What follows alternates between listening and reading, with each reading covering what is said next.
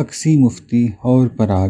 مجھے اپنے بیٹے اکسی مفتی کا وہ خط یاد آ گیا جو اس نے پراگ پہنچ کر مجھے لکھا تھا۔ باپو، پراگ بڑا خوبصورت شہر ہے، یہاں بڑی گہما گہمی ہے، لیکن پتہ نہیں کیوں سارے شہر پر بے نام اداسی کا سایہ کیے ہوئے ہے۔ یہاں کے لوگوں کو تمام سہولتیں حاصل ہیں، بنیادی ضروریات کوڑیوں کے مول ملتی ہیں، سرکار روٹی کپڑا دیتی رہتی ہے، رہنے کو مکان دیتی ہے، تعلیم دیتی ہے، کرنے کو کام دیتی ہے، علاج معالجہ کرتی ہے، انہیں سب کچھ حاصل ہے، یہ سب فکر معاش سے آزاد ہیں، لیکن یہاں کوئی خوش نہیں، کوئی مطمئن نہیں۔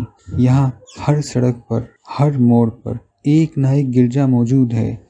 یہ گرجے گوتھک طرز تعمیر کے ہیں اور سنگ تراشی کے انمول نمونے ہیں، اندر نقاشی کے نایاب ڈیزائن بنے ہوئے ہیں، لیکن انہیں کوئی دیکھنے والا نہیں۔ وہ سب مکفل پڑے ہیں، کفل زنگ آلود ہو چکے ہیں۔ چوکیداروں کو تنہائی نے بوڑھا کر دیا ہے، کمیونزم نے خدا کو ملک بدر کر دیا تھا، گرجوں کو مکفل کر دیا ہے۔